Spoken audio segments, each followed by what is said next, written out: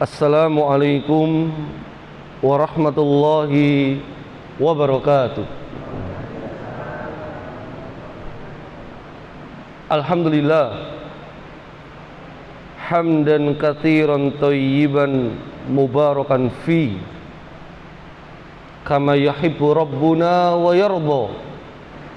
Wassallallahu wasallam wa baraka ala nabiyil karim wa ala alihi wa ashabihi wa man tabi'ahum bi ihsanin ila yaumiddin. Wa ba'd. Jamaah salat subuh Masjid Al-Hikmah, semoga Allah Subhanahu wa ta'ala senantiasa merahmati kita semuanya. Pembahasan kita pada pagi hari ini, sebenarnya saya sudah mulai mencoba mau mengkaji sebuah kitab yang berjudul Rahmatuhu Sallallahu Alaihi Wasallam bil Mu'minin. Rahmat Allah, rahmat Rasulullah Sallallahu Alaihi Wasallam kepada orang-orang yang beriman.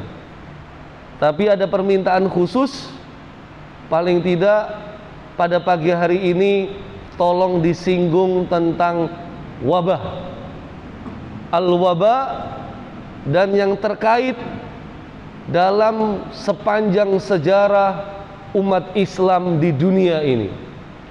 Maka rujukan khusus terkait kitab wabah tidak lain tidak bukan adalah karangan Al-Imam Ibnu Hajar Al-Asqalani rahimahullah ta'ala dalam kitabnya Badlul Ma'un fi Fadlit Ta'un. Ini sebuah kitab yang beliau karang sepanjang kehidupan beliau, dan memang putri beliau juga wafat karena terkena wabah. Dalam sejarah umat Islam para jemaah ada 5 wabah yang terbesar yang dialami oleh kaum muslimin. Yang pertama adalah wabah taun yang paling besar, taun Syirawaih. Ini terjadi di masa Rasulullah SAW masih hidup. Bahkan ketika masa-masa beliau hijrah ke Madinah. Tetapi wabah ini tidak sampai ke tanah Arab. Wabah ini fokusnya di wilayah Persia atau di wilayah Iran yang kita kenal dengan negara Iran hari ini para jemaah. Yang kedua, ini wabah yang akan kita bahas khusus, yaitu Ta'un Amwas. Ini terjadi di masa Khalifah Umar ibn al-Khattab radhiyallahu ta'ala an. Bahkan wabah ini muncul pasca pembebasan Yerusalem, pasca pembebasan Al-Quds, pasca pembebasan yang kita kenal dengan Palestina hari ini. Dalam sejarah, orang pertama yang membebaskan Yerusalem adalah Khalifah Umar. Yang pertama. Yang kedua adalah Sultan Salahuddin Al-Ayyubi. Ya. Yang ketiga belum ada. Jadi Al-Quds baru dibebaskan 2 kali sepanjang sejarah umat Islam. Hari ini apalagi dalam 100 tahun terakhir dijajah. Nah ini Pak, jangan sampai keliru ya. Bicara Palestina Israel, kita bicara penjajahan, bukan konflik, bukan serangan teroris, tapi penjajahan. Nah, yang jajah siapa? Israel. Jangan nyebut Israel Pak, Israel gitu aja ya. Go to hell gitu. Lebih cocok sebenarnya Israel ya. Terutama Zionis ya, yang mereka memang ingin menjajah manusia. Nah, sampai kapan? Nah, sampai ada yang bebaskan lagi Pak. Karena sunatullahnya yang bebaskan Al-Quds itu mesti dari luar. Umar dari Arab bebaskan ke Yerusalem. Salahuddin dari Irak bebaskan ke Yerusalem. Nah, kaum muslimin Palestina ini menunggu Siapa? Kami bertahan, tapi yang bebaskan adalah yang dari luar. Siapa? Bisa jadi remaja Masjid Al-Hikmah, ya. Bisa jadi, ya, gitu Pak. Wallahu alam, ya. Siapa yang tahu? Makanya cita-cita, kamu cita-citanya apa, Dek? Cita-cita saya membebaskan Palestina. Wah, itu. Ya. Tapi siap-siap dituduh radikal nanti. Nah, nggak apa-apa kan? Cuman tuduhan. Nah, Ta'un Amwas para jemaah ini berhasil, nggak berhasil ya. Ta'un Amwas ini ditakdirkan yang meninggal 25.000 orang yang tercatat. Ya. Yang nggak tercatat, wah ini lebih banyak lagi. Ta'un Jarif yang ketiga para jamaah, tahun 69 Hijriah. Kalau tadi Ta'un Amwas 18 Hijriah, ini Ta'un Jarif 69 Hijriah. Sekarang 1442 Hijriah. Nah, Ta'un Jarif. Kemudian yang keempat Ta'un Al-Fatayat, tahun 87 Hijriah. Al-Fatayat. Nah, Fatayat ini pemudi wanita. Kalau fata itu laki-laki, ya. Kalau fatayat itu berarti perempuan. Kenapa disebut Ta'un Al-Fatayat? Karena saat itu yang wafat kebanyakan dari kalangan wanita. Baru yang terakhir para jamaah, 5 ta'un, ya, yang besar di zaman kaum muslimin itu ta'un di Kufah tahun 50 Hijriah. Menarik, dalam kitab Badlul Ma'un fi Fadli Ta'un, Ibnu Hajar Al-Asqalani menambahkan catatan wabah sepanjang sejarah sampai beliau wafat. Ditulis semuanya para jemaah. Maka kita lanjutkan. Selain itu di Mesir 66 Hijriah menyebar wabah taun juga. Bahkan saat itu sampai wafat Abdul Aziz bin Marwan. Ini salah seorang pemimpin kaum muslimin para jemaah. Dan ketika wabah itu sampai ke Mesir, Abdul Aziz itu melarikan diri ke desanya. Kabur lah gitu. Ya. Berarti gimana? Takut dong sama wabah. Nah, ini juga perlu diluruskan para jemaah ya. Artinya kita tuh nggak boleh takut sama wabah. Takut sama Allah saja. Wah, ini juga harus diluruskan nih. Karena ini harus dikompromikan kembali. Antara al-khauf minallah, takut sama Allah, sama al-khauf minal kuruna, takut sama virus corona. Nah, ini harus dikompromikan. Kalau al-khauf minallah, takut sama Allah, itu ketakutan yang sifatnya mendekat. Nah, berarti saking takut sama Allah, semakin dekat sama Allah. Kalau al-khauf minal kuruna, takut sama corona, itu takut yang menjauh. Jelas ini ya. Jadi jangan mentang-mentang karena ini saya takut sama Allah, saya tetap dekat, nggak peduli corona. Ini juga rada kontroversi para jemaah. Karena jelas dalam Islam itu ada ketakutan yang sifatnya al-khaufut tabi'i, takut tabiat, sama ada takut yang al-khauful ibadah, takut tapi ibadah. Nah, yang takut tabiat ini harus menjauh, Pak. Kebakaran, kita takut kabur, ya kan? Ada jambret garong, takut kabur, ya kan? Melarikan diri. Ada pembunuhan, kabur kita. Ya. Jangan malah mendekat. Sama seperti corona ini. Ada corona, menjauh, ya. Bukan malah mendekat. Kalau takut yang ibadah harus malah mendekat. Nah, yang repot itu kalau takut sama istri. Ya. Itu mendekat atau menjauh sebenarnya, ya kan? Nah, itu bapak-bapak yang bisa jawab itu. Saya nggak bisa jawab kalau yang itu. Dalam catatan sejarah ada lagi ta'un yang bernama Al-Ashraf tahun 100 Hijriah. tahun 107 Hijriah. Itu semakin dekat. Tadi 85, 100, 107. Ini kedua-duanya sama-sama di Syam. Syam ini luas para jamaah ya. Hari ini Syam itu Suriah, Jordania, Palestina, Libanon. Semua itu disebut wilayah Syam.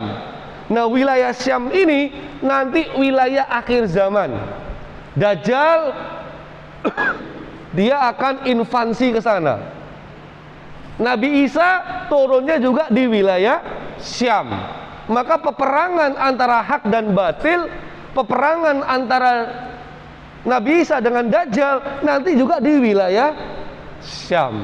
Nah, makanya kok sekarang kok Syam selalu propaganda, selalu terjadi pertempuran atau berbagai macam problem, ya mungkin memang kita sudah dekat akhir zaman.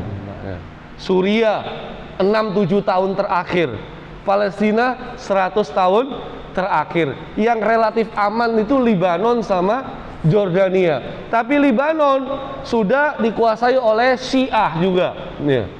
Tinggal Jordania. Makanya kalau mau ke Palestina yang paling aman tuh lewat Jordania. Itu para jemaah. Ya. Ada rencana ke Palestina? Ada lah, masa nggak ada? Ya. Rencana ke Mekah ada, kan ke Palestina juga harus ada para jemaah. Nah, taun lain 127 Hijriah, Taun Salam bin Qutaibah di Basra, Irak 131 Hijriah. Ini malah para jemaah munculnya bulan Rajab, Ramadan tambah parah. Ya kan?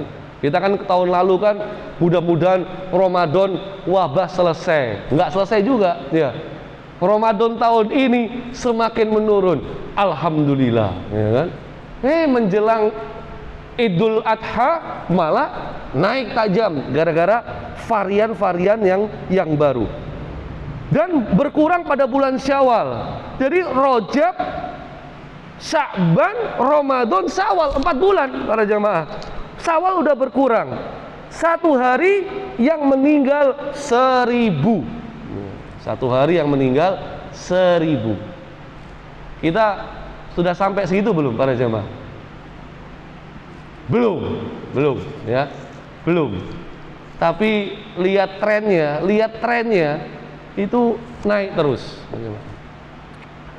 Pada masa Daulah Abbasiyah 134 Hijriah juga muncul taun wabah. 146 muncul lagi. 221 lagi-lagi di Basra, Irak muncul lagi. Bahkan tercatat di sini ada satu keluarga punya 7 anak, semuanya meninggal. Masya Allah. Ya. Hari ini kan pemandangan seperti itu sering kita lihat, Pak. Ya. Ayahnya meninggal dulu, kemudian ibunya meninggal, kemudian kakaknya meninggal, akhirnya dia menjadi yatim piatu, hidup sendiri. Kadang mertuanya, kadang orang tuanya dulu ya. Wah, Masya Allah hari ini. Kemudian tahun 249 Hijriah muncul lagi di Irak, 301 Hijriah di Asbahan, Iran, 324, 340 juga muncul. Ada saat itu banyak orang yang mati mendadak. Nah, ini mungkin yang kita belum. Mati mendadak itu belum. Mesti diawali dengan sakit dulu biasanya, baru kemudian meninggal. Tapi kalau sudah parah itu matinya langsung cepat, Pak. Pagi kena, sore meninggal. Begitu sebaliknya. Sampai tercatat oleh Ibnu Hajar Al-Asqalani, ada yang meninggal dalam kondisi berpakaian dinas. Loh, dia seorang qadhi, hakim, pakaian dinas hakim, meninggal. Masya Allah. Subhanallah. 406 terjadi lagi, 420 terjadi lagi, bahkan sampai korbannya 40.000, 425 terjadi juga. Banyak yang terkubur di mana? Di dalam rumah. 425 Hijriah. Jadi wafat itu di rumah, meninggalnya dikuburkan juga di rumah. Kenapa dikuburkan di rumah? Tidak ada tenaga yang bisa, yang sempat untuk mengkuburkan jenazah di pemakaman kaum muslimin. saat itu para jemaah. 425 Hijriah. Kita hari ini alhamdulillah belum. Jangan sampai wal iyadzubillah. Ya, Kepote memang rame. Ya, tetapi masih bisa nampung sampai hari ini. Nah, perluasan terus. Tapi tenaga yang pemulasaran, ya, tenaga yang mengkebumikan, yang merawat jenazah, itu sudah angkat tangan sebenarnya. Maka kemarin banyak dibutuhkan relawan-relawan pemulasaran. Banyak yang nggak mau juga, Pak. Nah, kenapa? Karena resikonya besar. Ngerawat jenazah, tapi saya juga terancam terkena virus tersebut. Ini berat, berat. Tapi kita nggak sampai makamkan di rumah. Ini tentu patut kita syukuri. Berikutnya terjadi di 439 Hijriah. Satu kali sholat jenazah, ini di Baghdad. Satu kali sholat jenazah, sholat untuk mensolatkan mayit 300.000. Ini catatan Ibnu Hajar Al-Asqalani, Pak. Ya. Kan belum juga ini para jamaah, ya. Sekali sholat jenazah, jenazahnya itu 300.000. Ini berat para jamaah. Kemudian 452 Hijriah di Yaman, banyak perkampungan hancur, nggak dipulihkan lagi. Begitu masuk langsung wafat seketika. Nah, ini Pak. Jadi masuk wilayah tersebut langsung wafat seketika. Saking hebatnya virus. Ini juga belum terjadi. Naudzubillah, Pak. Jangan sampai orang masuk Surabaya langsung meninggal. Naudzubillah. 455 di Mesir, 10 bulan wabah taun. Jadi catatannya sudah mulai lebih rinci. Semakin kesini semakin rinci. Sehari 1000 yang meninggal. 449 jutaan yang meninggal. Samarkand sehari 6.000. Loh, Samarkand di India, Pak. Sehari 6.000 yang meninggal.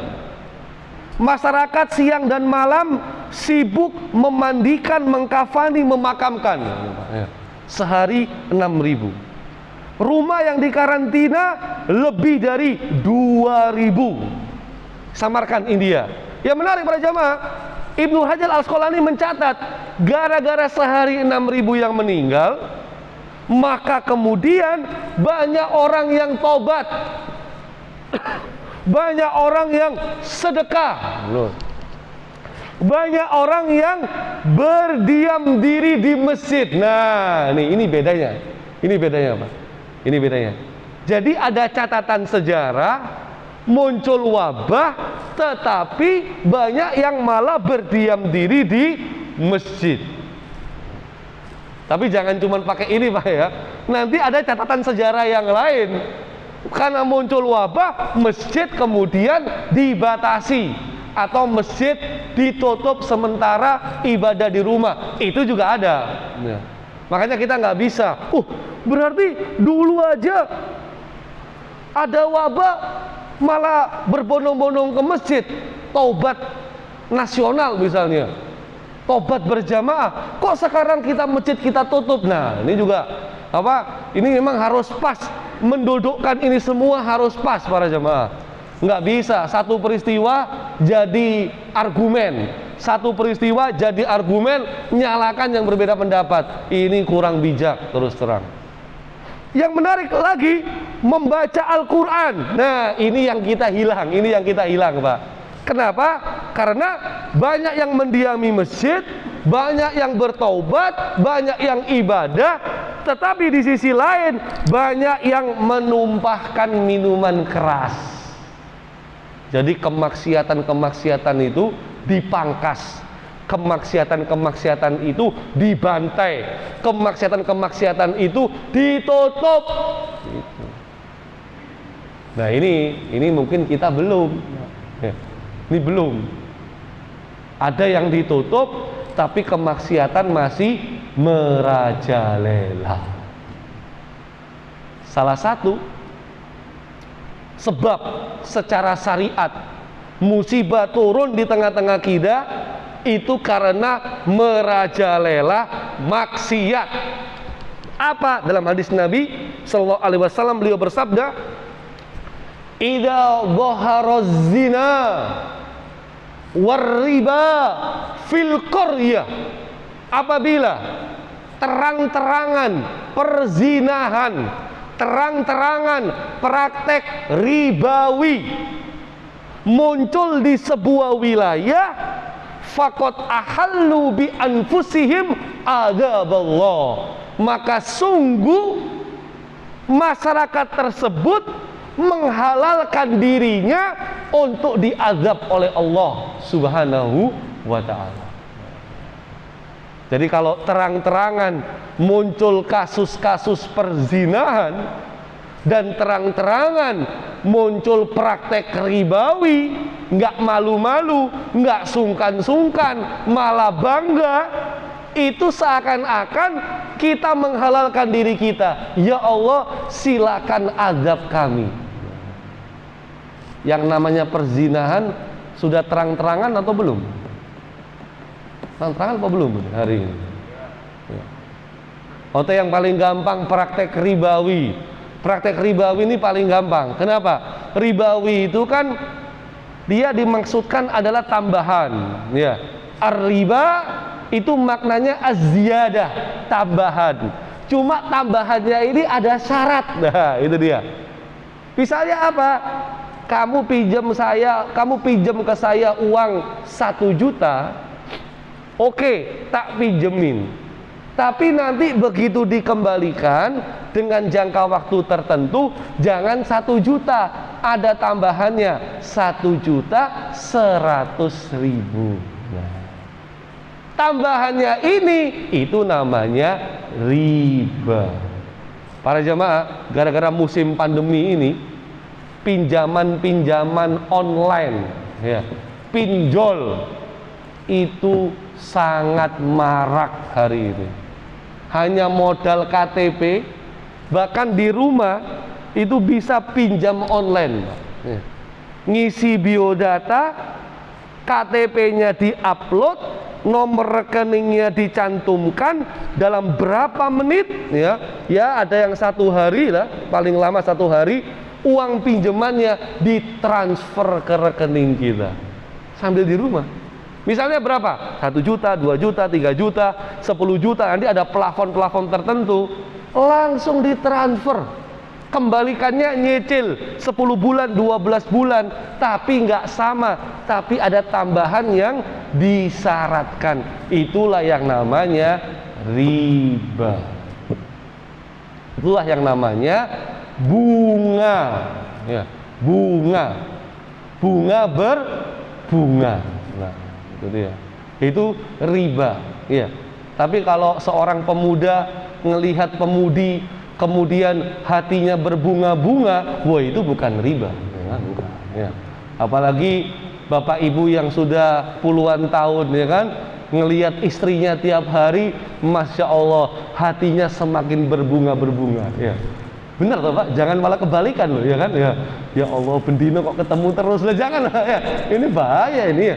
Ini patut diwaspadai ya, coba ya. Nah, jadi itulah namanya riba. Ya, itu praktek itu banyak orang Jawa, ya. Banyak sekali. Ya. Sekarang ada bedanya nih.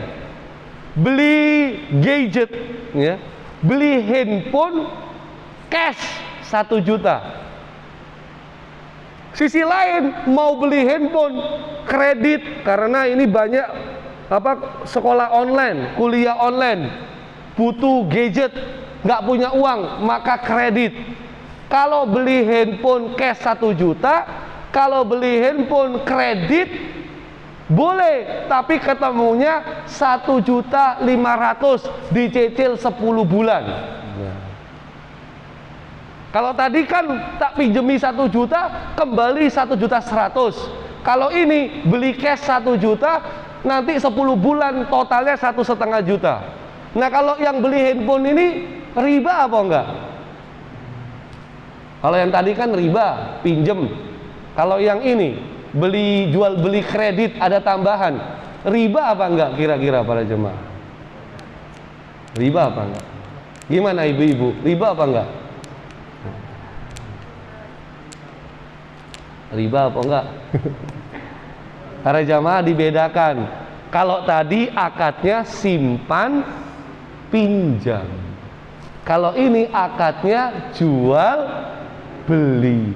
Jual cash segini, kredit karena ada tempo ditambahkan harganya, ya, terkait resiko dan sebagainya, balik modal dan sebagainya, dan kemudian sama-sama ridho, maka inilah yang dimaksud turun ayat wa ahallallahul bai'a wa harramar riba.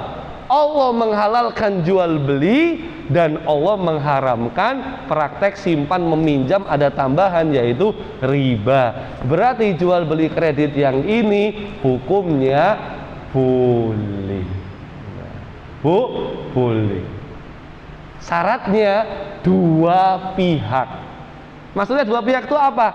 Ada pembeli, ada penjual. Hanya antara dua pihak ini maka hukumnya boleh. Tapi jangan ditambahi ya. Kamu telat bayar tak tambahi lagi, tak kasih denda. Wah, itu sudah beda lagi itu hukumnya ya. Bertambah terus ya, itu tambah gak karu-karuan para jemaah. Kalau jual beli ini ada tiga pihak, hukumnya pun beda lagi, dan itu bukan pembahasan kita para jemaah. Nah, baik, artinya disamarkan wabah itu bisa cepat hilang. Kenapa? Kemungkaran-kemungkaran ditutup, dipangkas, dibasmi. Itu, Pak. Nah, kita kan introspeksi nih. Setahun lebih wabah nggak selesai-selesai, malah naik, malah menjadi top 3, top 5. Oh, kalau nggak top 3, top 5. Pernah menjadi number 1, Pak ya. Jadi bukan juara satu perolehan medali olimpiade, bukan, ya kan? Sempat kita juara satu penyebaran virus corona di dunia ini, ngalah-ngalahi Amerika dan Inggris, India, bayangin. Nah, ini apakah kemungkaran di sekitar kita sudah kita tutup? Apakah kemungkaran di sekitar kita sudah kita basmi? Atau apakah kemungkaran itu malah semakin merajalela? Ini yang perlu jadi introspeksi para jemaah. Baik. Kemudian kembali ke Mesir. Setiap hari yang meninggal 1000 jiwa. Di Damaskus juga gitu. Dari 105.000 orang Damaskus 469 Hijriah, Pak. Dari penduduknya, Damaskus ini Syria, 105.000 orang gara-gara kena wabah, 105.000 tinggal 3.000.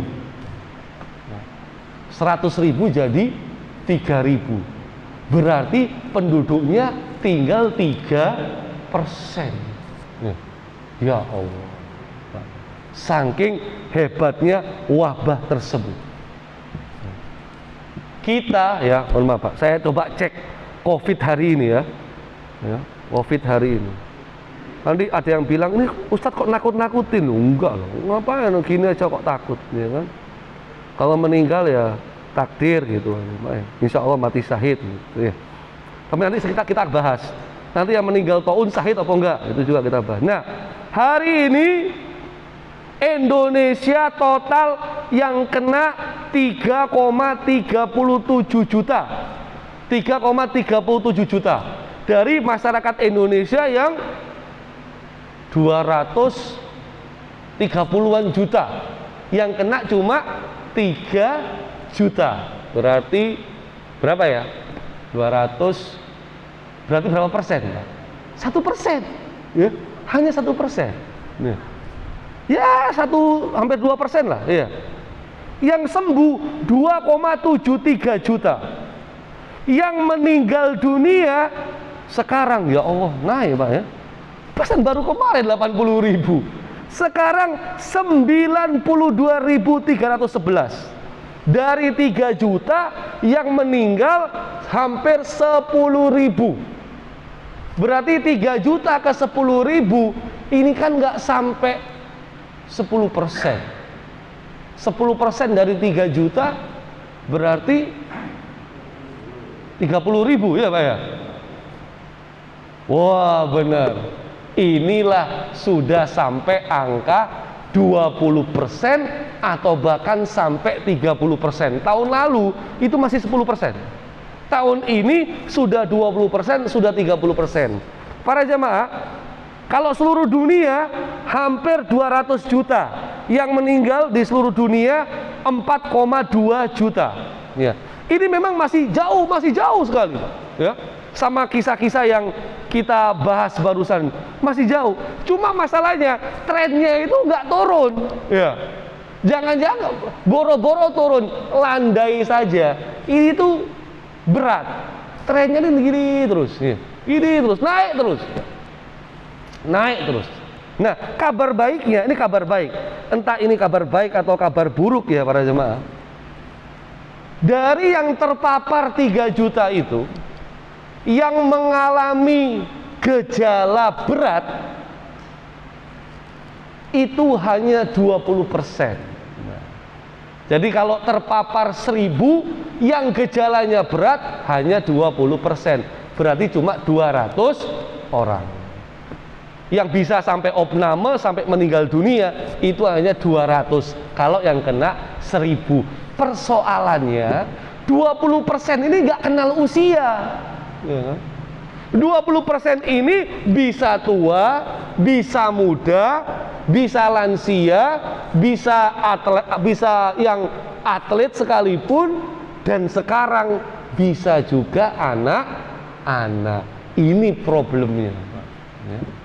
Seandainya kita tahu yang 20% itu bukan kita, wah, ya, nggak ada masalah, ya. Tapi kalau yang 20% itu bisa saja kita, ini yang kita harus waspada. Yang 20%. Baik, nah ternyata terakhir Ibnu Hajar catatannya sampai 841 Hijriah, lagi-lagi di Mesir. Ramadan 100 yang kena, Muharram 1000. Tetap ini nggak terlalu signifikan para jamaah. Nah, artinya sejarah panjang tersebut kita harus belajar dari pengalaman-pengalaman. Karena secara umum kaidah sejarah itu at-tarikh yuridu nafsahu. Sejarah itu berulang, mengulangi dirinya sendiri. Artinya pola-pola sejarah itu berulang lagi. Nah, kita coba bahas dulu para jemaah. Ini kan di sejarah Islam. Sekarang kalau di sejarah, di wabah global itu seperti apa? Coba cek waktu dulu. Jangan kelamaan sejarahnya, Pak. Kurang 10 menit. Ya Allah. Nah, kalau gitu kita langsung sajalah ke wabah ini, wabah Amwas. Nah, ini yang paling terkenal di era Umar ibnil Khattab radhiyallahu ta'ala anhu pada jemaah. Baik, saat itu ya, wabah Amwas ini kurang lebih terjadi di 18 Hijriah atau 639 Masehi. Berarti Rasulullah sudah wafat. Rasulullah wafat 10 Hijriah, 8 tahun kemudian. Orang-orang Arab menyebut wabah tersebut dengan sebutan taun yang sifatnya umum. Nah, adapun Amwas ternyata ini masuk nama daerahnya. Ya, Amwas ini daerahnya disebut taun Amwas. Kalau sekarang kan COVID-19 atau corona. Yang ini asal usulnya masih nggak jelas. Corona itu dari mana? Ya kan? Katanya dari kelelawar, ternyata enggak. Terus dari mana awalnya? Amerika sama Cina lagi perang. Sekarang perangnya perang ini, perang klaim-klaiman. Kalau Amerika bilang kebocoran laboratorium di Wuhan, kalau Cina bilang kebocoran laboratorium di Maryland, USA. Nah, saat ini WHO lagi pro ke Amerika. Karena ketika WHO neliti di Wuhan sebulan Februari lalu, nggak ketemu penyakitnya. Asal usulnya dari mana nggak ketemu. Kan ini supaya bisa ditanggulangi lebih cepat. Nah, akhirnya WHO minta neliti lagi. Cina nggak mau. Cina nyuruh, kami udah diteliti. Coba teliti yang di Amerika. Nah, itu dia. Jadi dua-duanya saling perang ini para jemaah. Ya. Makanya sampai sekarang asal usul virusnya itu dari mana belum diketahui. Apakah ini kemudian senjata biologi? Wallahu alam, bisa saja. Ya. Terus, tapi kan penyikapannya begini. Itu virus sudah ada di tengah-tengah kita. Ya. Walaupun dia alamiah ataupun dia buatan, tetap kita harus waspada untuk berperang melawan virus. Berperang atau berdamai, Pak ya? Ya, dulu ngomongnya berperang, kemudian berdamai, ya. Nggak tahu sekarang perang lagi atau damai lagi, ya, Raja Pak, ya. Emang agak rumit kalau di negara kita tercinta Indonesia, Pak. Nah, baik. Jamaah sekalian, ini jaraknya 19 mil dari Al-Quds. 1 mil 1,5 kilo, kalikan saja para jamaah, ya. Berarti berapa ini? Ya sekitar 30-40an kilo dari Al-Quds. Kan saya katakan tadi, wabah ini setelah membebaskan Al-Quds, setelah membebaskan Yerusalem. Jaraknya dari Yerusalem 30-40 kilo. Nah, wabah ini para jamaah, ternyata sebelumnya itu juga ada wabah. Rentang waktunya 10 tahun. Ya, berarti 10 tahun. Kalau kita sekarang udah hebat, Pak, 100 tahun muncul wabah, ya. Ini 10 tahun waktu itu. Nah, Bapak sekalian, di saat yang sama ini yang lebih ngeri lagi. Ada kekeringan dan kelaparan di Hijaz. Hijaz berarti sudah di daerah Arab. Berarti wabah muncul di Palestina, kekeringan, kelaparan di Hijaz. Dua-duanya, Masya Allah, Pak. Wilayah kekuasaan Umar saat itu sudah membebaskan Persia, membebaskan Romawi, ya. Jadi sudah sangat luas. Jarak antara Mekah ke Yerusalem itu sangat jauh para jemaah, ya. 1000 kilometer kalau saya nggak salah. Bisa dicek di Google Map, ini agak lupa ini. Tapi sangat jauh. Makanya kan beliau naik buruk saja ke sana itu, cepat. Kalau naik pesawat, wah, berjam-jam. Naik onta, apalagi. Sangat luas. Nah, Khalifah Umar ini menghadapi di Syam itu ada wabah, di Hijaz kelaparan, kekeringan. Terus bagaimana? Nah, yang di Hijaz beliau ngajak pamannya Nabi yang masuk Islam. Siapa itu? Paman Nabi yang masuk Islam itu kan kurang lebih cuma 2, Pak. Yang pertama namanya Hamzah bin Abdul Muthalib, yang kedua namanya siapa? Bukan Carlos. Kalau Carlos bukan, ya, nggak mungkin, ya. Bukan nama Arab itu, ya. Nama Kristen nih Carlos. Nah, yang kedua namanya Abbas, benar, ya. Abbas bin Abdul Muthalib. Diajak apa? Wahai paman Abbas, ya, tolong berdoa. Loh kenapa? Inilah yang namanya tawasul. Tawasul yang masyru', yang disyariatkan, yang gak ada perselisihan di dalamnya. Karena Abbas ini pamannya Nabi, ya kan?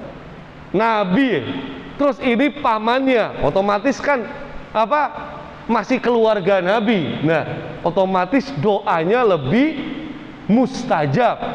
Kita sholat istisqa, kita doa, kita sholat minta hujan, kemudian paman Nabi yang mendoakan. Masya Allah. Para jamaah, kalau doa kita kan biasanya begini, ya. Ya. Tapi kalau doa minta hujan itu dibalik, Pak. Ya. Dibalik tangannya. Soalnya apa? Supaya segera turun hujan. Nah, ya Allah, itu apa? Kaifiyah doanya, kalau saya tidak salah. Akhirnya Abbas yang berdoa dan turun hujan. Orang soleh, Pak, ya kan? Orang soleh. Bahkan saking lebatnya hujan itu, doa lagi supaya apa? Supaya hujannya diselesaikan gitu.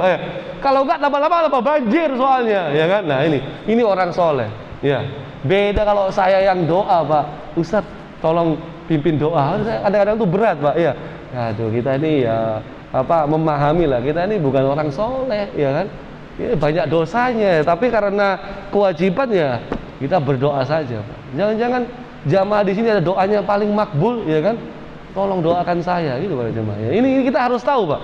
Orang-orang soleh di sekitar kita minta doanya. Tolong doakan saya. Wah, itu mantap, Pak. Ya. Kelihatan lah orang soleh itu, ya kan? Yang ahli ibadah, yang perilakunya mulia, bukan yang pintar ngomong kayak saya ini, Pak. Ini belum tentu ini, ya. Yang pintar ngomong ceramah di mana-mana, ini belum tentu, ya. Tapi ada orang-orang yang siangnya puasa, malamnya dia tegakkan sholat tahajud, ya kan? Dia perilaku manusia baik, dia nggak pernah, dia minim berbuat dosa. Ini sekali doa langsung terkabulkan, masya Allah. Wali-wali yang nggak terlihat itu para jemaah. Ya. Justru kalau yang banyak ngomong kayak saya ini, wah ini banyak ujian, banyak cobaan sebenarnya itu. Ya. Nah, ini minta doa sama orang yang masih hidup. Tapi kalau minta doa sama orang soleh yang sudah meninggal, ini yang jadi perdebatan para jemaah. Orang solehnya udah meninggal, kita ziarah ke sana, kita mendoakan yang sudah meninggal, sambil kemudian kita minta didoakan orang yang sudah meninggal. Ini yang jadi perdebatan, perselisihan. Ya. Walaupun saya condong lebih baik tidak seperti itu. Ya. Condongnya begitu.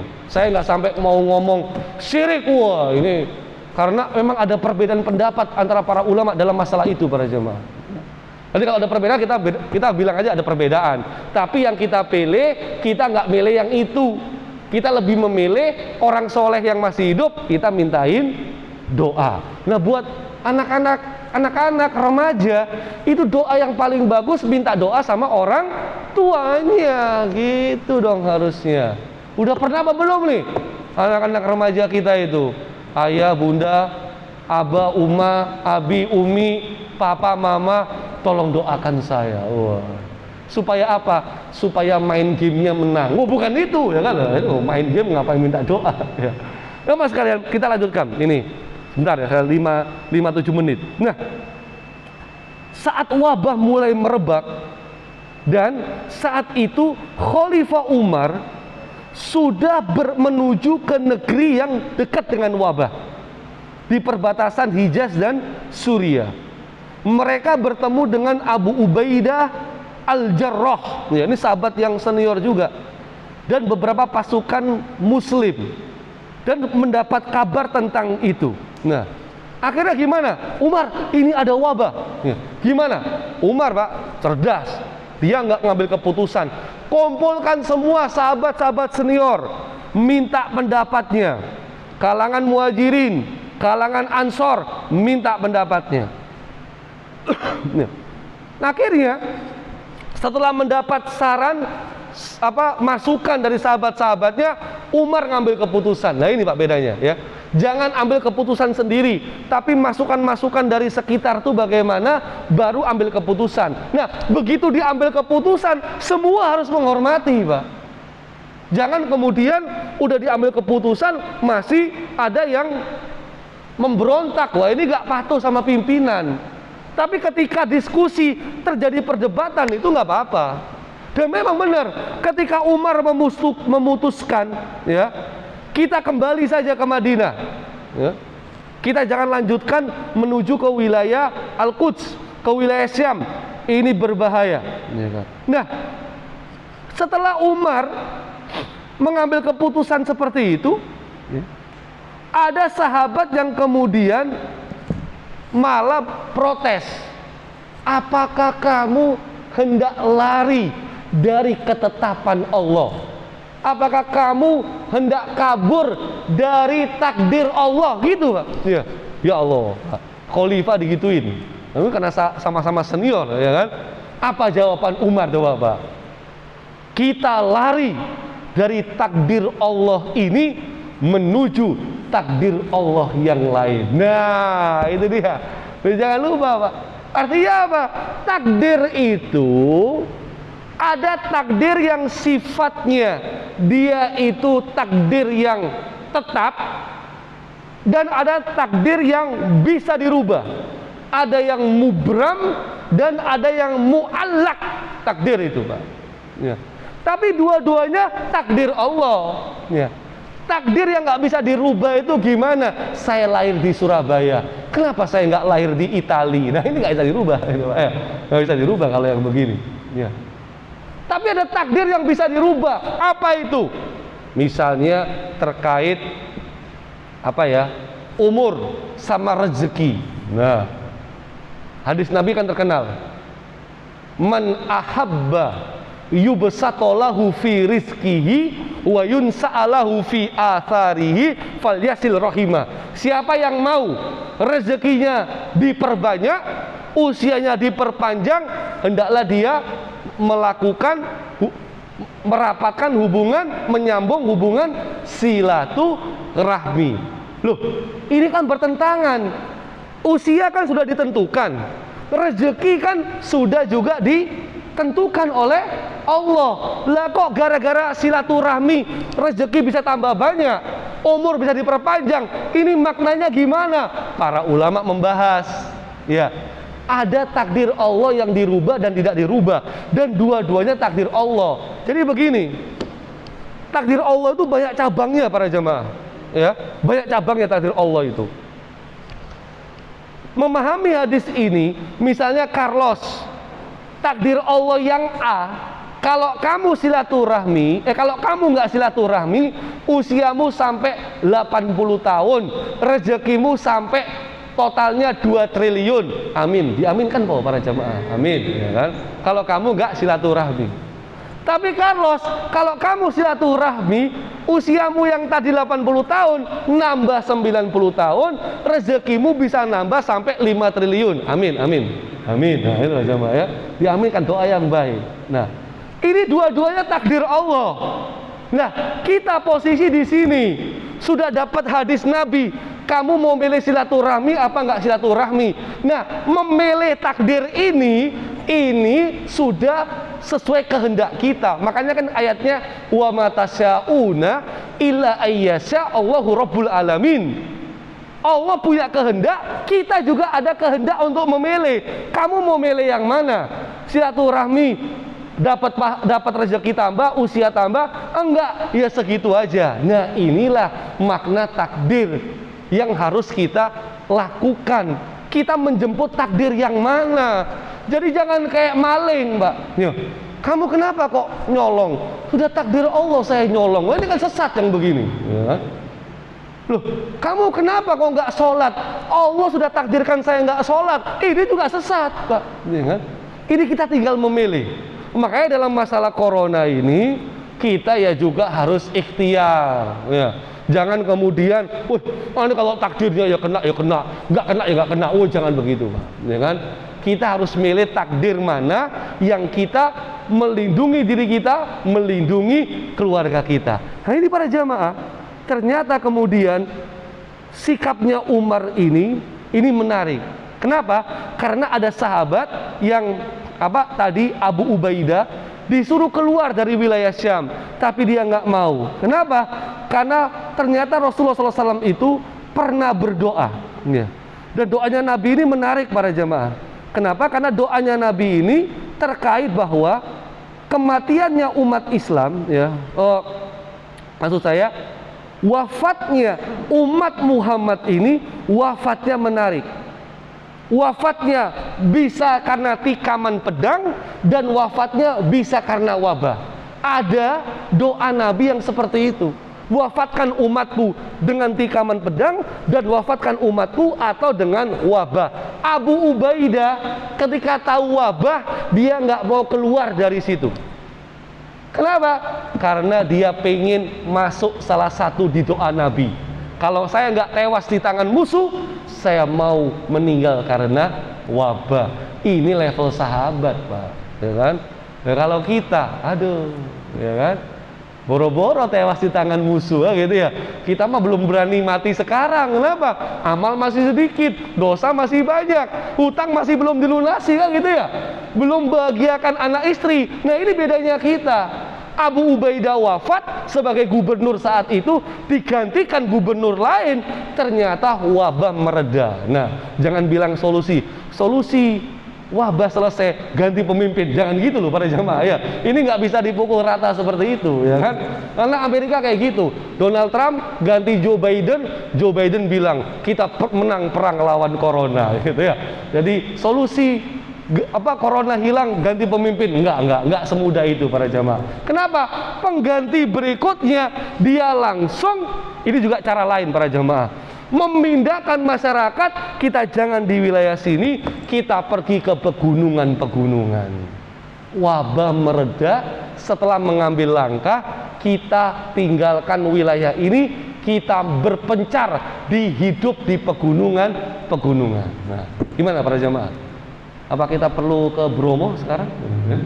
Atau ke Terawas lah ya? Ini mah ditutup. Terakhir para jamaah, ada perbedaan pendapat. Apakah yang meninggal karena wabah itu syahid apa enggak? Ini para ulama berbeda pendapat. Karena kalau disebutkan al-mat'un syahid, mati karena kena penyakit wabah, itu matinya mati syahid, ya. Apakah corona ini termasuk taun, termasuk wabah dalam hadis-hadis Nabi? Ini muncul dua perbedaan pendapat. Yang pertama, tidak termasuk. Karena kalau disebut wabah, kalau disebut taun, itu enggak akan bisa masuk Mekah Madinah. Hadis Nabi yang lain mengatakan Mekah Madinah itu dilindungi malaikat sehingga penyakit wabah nggak bisa masuk. Nah, nyatanya corona masuk apa enggak? Di Mekah Madinah masuk apa enggak? Masuk. Berarti ini bukan taun, yang meninggal nggak bisa dibilang mati syahid. Ini pendapat pertama. Pendapat yang kedua mengatakan corona ini juga termasuk taun karena menyebarnya cepat dan menyebabkan kematian dalam jumlah yang sangat banyak juga. Nah, sikap kita gimana? Kita husnudzon para jamaah bahwa tetaplah, mudah-mudahan yang meninggal karena wabah itu, mudah-mudahan mereka semua masuk dalam kategori matinya mati syahid. Saya berdoa dengan tulus kepada Allah, mudah-mudahan jamaah atau kerabat kita yang masih sakit diberikan kesembuhan oleh Allah Subhanahu wa taala. Semoga yang meninggal diampuni dosanya, diterima amal ibadahnya. Dan saya berdoa tulus kepada Allah, mudah-mudahan kita yang hadir jamaah Masjid Al-Hikmah ini, mudah-mudahan dirinya dan keluarganya dilindungi dari penyakit yang mematikan, khususnya penyakit COVID-19 ini. Amin Allahumma amin. Hadanallahu wa iyyakum ajmain. Wassallallahu ala nabiyina Muhammadin wa ala alihi washabihi wasallam. Wa akhiru da'wana anil hamdulillahirabbil alamin wa lafu minkum. Wassalamualaikum warahmatullahi wabarakatuh.